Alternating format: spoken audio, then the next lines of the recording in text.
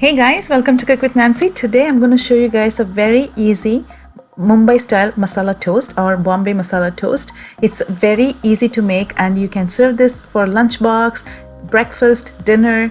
It's a great recipe. If you're new to my channel, welcome. If you haven't subscribed already, please don't forget to hit the subscribe button right now. That way you don't miss out on upcoming videos. Let's get started with this beautiful, delicious masala toast recipe. To start off, I have to start preparing the filling.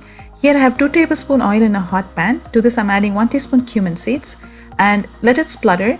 To this I'm adding 1 teaspoon each garlic and ginger finely chopped. Saute until nice aroma comes through. To this I'm adding 1 medium size finely chopped onions. Saute until it's nice and translucent and slightly golden. 2-3 green chillies or as needed. Saute them for another 1 minute. Here I have 4 medium-sized potatoes that is boiled and cut them into small cubes. You can also mash them into halfway and combine them. And to this I'm adding salt as needed and 1 tablespoon Pav Baji Masala. This is what is the secret recipe. A pinch of turmeric, 1/4 teaspoon of garam masala. Go ahead and combine them for 5 minutes on medium-low heat. Now once you cook them through, go ahead and mash it down a little bit. Don't make it a smooth mashed potato. Just want to have this bits and pieces of potatoes in it. Here I have bread, sliced sandwich bread. To this I'm going to apply butter on both and now I'm going to add the green chutney. I've made the green chutney, cilantro and mint chutney. To this I'm going to add the potato mixture. Go ahead and be generous. Add as much as potato filling you want.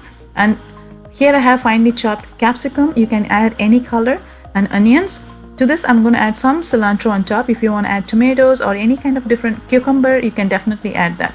Now go ahead and cover this with the second bread that we got.